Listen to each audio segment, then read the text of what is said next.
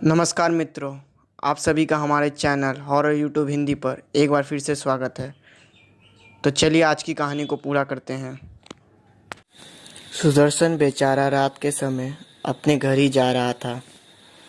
आज काम ज़्यादा होने के कारण उसे घर जाने में बहुत देर हो चुकी थी। शायद रात के 10 बज रहे थे। रात ज़्यादा होने के कारण वह घर जल्द से जल्द पहुंचना चाहता था। रास्ता पूरी तरह से वीरान और सुनसान भरा था। सुदर्शन खेतों के ही पतले रास्ते अपने घर जा रहा था। रास्ते में केवल कीड़े मकोड़ों की ही हल्की हल्की आवाज़ आई जा रही थी। तभी सुदर्शन को एक बच्चे की रोने की आवाज़ सुनाई दी। उसने इधर उधर देखना शुरू कर दिया। फिर तभी उसे एक बहुत छोटा सा बच्चा वहीं एक खेत में जोर जोर से रोता दिखाई दिया। सुदर्शन को उस बच्चे पर दया आ गई। उसने बोला, ये छोटा सा मासूम बच्चा यहाँ क्या कर रहा है? जरूर किसी गरीब का बच्चा होगा। शायद इसे इसके घर वालों ने भूल से यहीं छोड़ दिया होगा। बच्चा बहुत छोटा था, शायद 6-7 महीने का ही होगा। सुदर्शन ने उस बच्चे को अपने गोद में लिया और घर के तरफ चल दिया। वह रास्ते में संभल संभल कर चले जा रहा था। रास्ता काफ़ी खराब था। रास्ते में बड़े बड़े गड्ढे भी थे। सुदर्शन रास्ते में चलते चलते यही सोच रहा था कि वह बच्चे को कल सुबह पुलिस के पास पहुंचा आएगा। पर कुछ समय चलते रहने के बाद उसे एक अजीब सी बेचैनी होने लगी। सुदर्शन सर से पांव तक पूरी तरह पसीने से भीगे जा रहा था। सुदर्शन को अपनी हालत सही नहीं लग रही थी। उसे एक अजीब सी घबराहट भी हो रही थी। बस वह जल्द से जल्द अपने घर पहुंचना चाहता था। पर कुछ दूर और चलते रहने के बाद सुदर्शन को अपना शरीर भारी लगने लगा। उसने ध्यान दिया और महसूस किया कि बच्चे का वजन बढ़ता जा रहा है और वह पहले से ज़्यादा भारी हो चुका है। कुछ दूर और चलते रहने के बाद बच्चे का वजन काफ़ी बढ़ चुका था। सुदर्शन अपने आप तक को संभाल नहीं पा रहा था। सुदर्शन को सब समझ में आ रहा था कि यह बच्चा नहीं, जरूर कोई बहुत बुरी बला है। सुदर्शन हांफते हांफते मदद के लिए आवाज़ें देने लगा।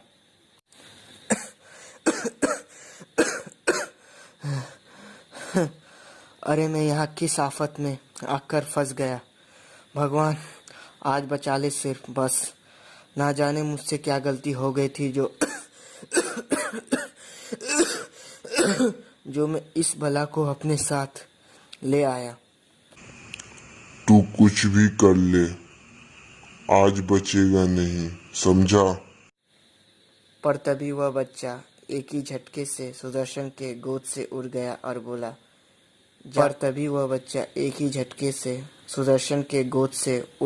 बोला, जा, तेरी माँ ने तेरे लिए मन्नत रखी थी, इसलिए तू आज बच गया। तेरी माँ की मन्नत पूरी हो गई। और इतना सब कुछ होने के बाद सुदर्शन वहीं नीचे जमीन पर जा गिरा। जब सुदर्शन की आंख खुली और उसे होश आया तो उसने अपने आप को कुछ लोगों के बीच में पाया। इससे पहले सुदर्शन कुछ बोलता, उन लोगों ने ही बोला, बेटा तुम्हें कुछ समझाने की ज़रूरत नहीं है, हमें सब कुछ पता है। उस शैतान से हमने ही तुम्हें बचाया है। उन लोगों ने कहा, बेटा तुम्हारी हालत सही नहीं लग रही है, कुछ खा लो। उन लोगों ने सुदर्शन को काफ़ी अच्छा खिलाया और बोला, हम तुम्हें तुम्हारे घर तक पहुंचा आते हैं, ठीक है? सुदर्शन भी मान गया और उनमें से ही 2 लोग सुदर्शन के साथ उसके घर चल दिए। सुदर्शन घर पहुंच गया। फिर सुदर्शन ने उनसे कहा, आप यहीं रुकिए, मैं आप दोनों को अपने घर वालों से मिलाता हूँ।